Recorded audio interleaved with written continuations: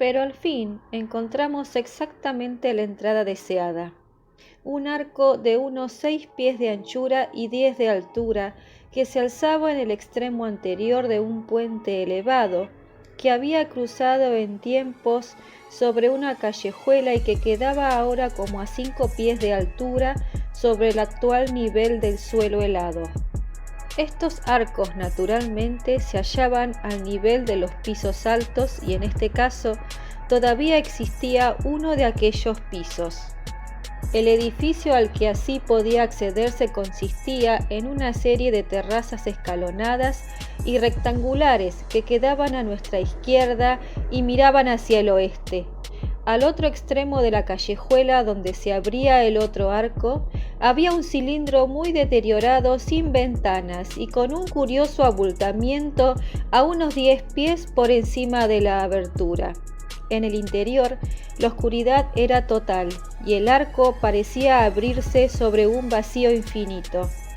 Los escombros amontonados hacían doblemente fácil la entrada al vasto edificio de la izquierda y, sin embargo, vacilamos un momento antes de aprovechar tan esperada ocasión, pues aunque habíamos penetrado en aquel laberinto de arcaicos misterios, hacía falta un renovado valor para entrar en un edificio completo, superviviente de un mundo fabulosamente antiguo y cuya horrenda naturaleza se nos revelaba cada vez más claramente.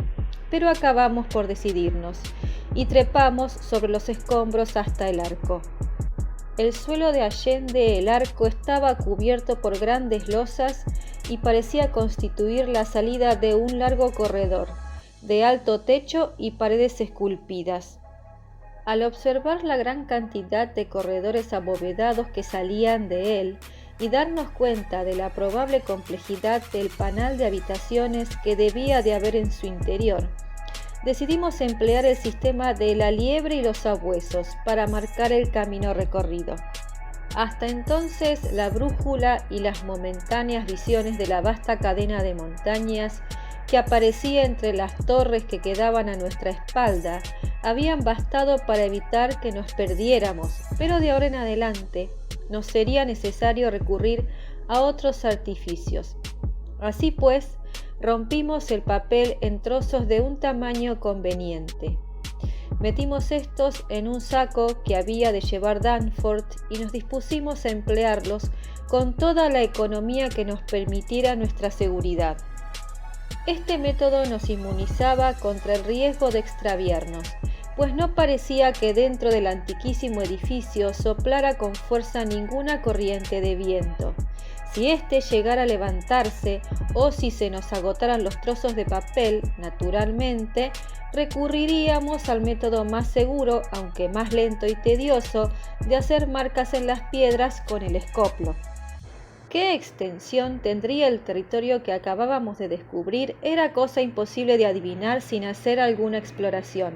La estrecha y frecuente comunicación entre los distintos edificios hacía probable que pudiéramos pasar de uno a otro por puentes situados a un nivel inferior al de la capa glacial, exceptuando los casos en que nos lo impidieran los derrumbamientos locales y las fallas geológicas, pues parecía que el hielo había entrado poco dentro de los edificios. Casi todas las zonas de hielo transparente nos habían permitido ver bajo él ventanas fuertemente cerradas con postigos, como si la ciudad hubiera sido dejada en ese estado uniforme hasta que el hielo vino a cristalizar la parte baja para siempre. Realmente daba la impresión no poco curiosa de que la ciudad había sido clausurada deliberadamente y abandonada en algún remotísimo y oscuro período, y no que hubiera sido víctima de alguna imprevista catástrofe, y menos aún de una paulatina decadencia. ¿Acaso se previó la llegada del hielo y una población sin nombre conocido abandonó la ciudad en masa para ir en busca de habitáculos más propicios? Las condiciones fisiográficas precisas que acompañaron a la formación de la capa de hielo era cuestión cuya solución tendría que buscarse en otro momento. Estaba claro que no fue un impulso violento y repentino lo que obligó a la emigración. Tal vez fuera el peso de la nieve acumulada, o quizá alguna inundación del río, o algún glaciar que rompiera su milenario muro helado de contención allá en la Gran Cordillera, lo que contribuyera a crear la actual situación que podíamos observar. La imaginación podía concebir casi cualquier cosa en relación con aquel lugar. Sería tedioso dar cuenta detallada y consecutiva de nuestro vagar por aquel laberinto cavernoso, muerto durante muchos eones, por entre aquellas construcciones arcaicas, por aquella monstruosa guarida de secretos remotos que ahora respondían con su eco, por primera vez tras incontables eras, al rumor de pasos humanos. Gran parte de aquel horrendo drama y de las espantosas revelaciones procedió del mero estudio de las omnipresentes escenas esculpidas en los muros. Las fotografías tomadas con flash de esos bajorrelieves contribuirán a demostrar la verdad de cuanto estamos descubriendo, y es de lamentar que no lleváramos con nosotros mayor cantidad de película. Cuando se nos acabaron los carretes, hicimos dibujos rudimentarios de algunos de los detalles más destacados en nuestros libros de notas. El edificio en que habíamos entrado era de gran tamaño y complejidad y nos dio una idea impresionante de la arquitectura de aquel ignoto pasado geológico. Las particiones interiores eran menos gruesas que los muros exteriores, pero en las partes bajas estaban muy bien conservadas.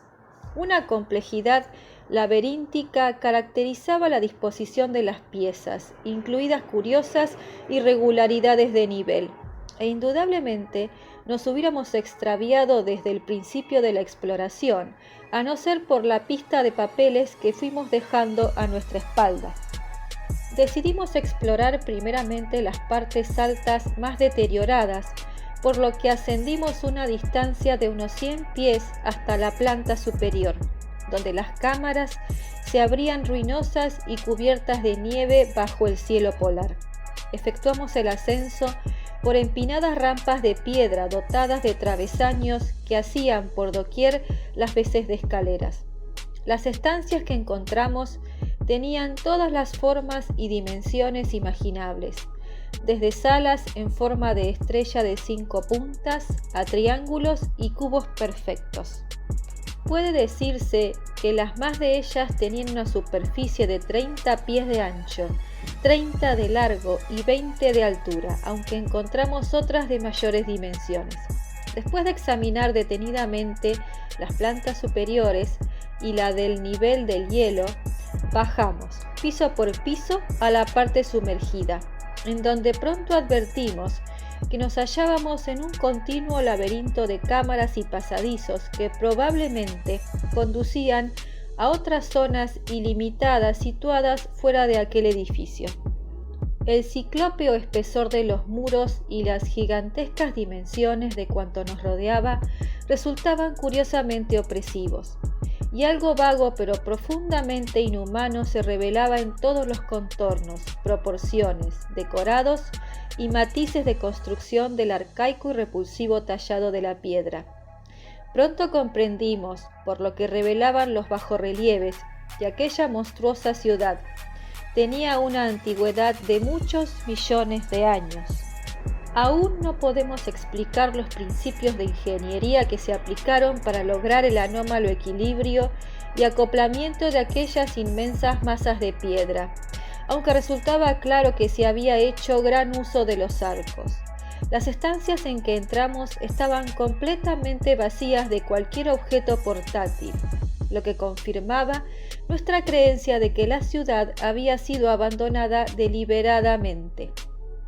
La principal característica de la decoración era el sistema casi universal de bajorrelieves murales que tendían a extenderse en franjas horizontales continuas de un ancho de 3 pies y dispuestas paralelamente desde el suelo hasta el techo, alternando con listas de igual anchura reservadas para caprichosos dibujos geométricos. Alguna excepción había de esta disposición, pero su preponderancia era completa. No obstante, se veían con frecuencia una serie de medallones embutidos en las franjas de arabescos, pero cuyas lápidas solamente mostraban un conjunto de puntos curiosamente agrupados.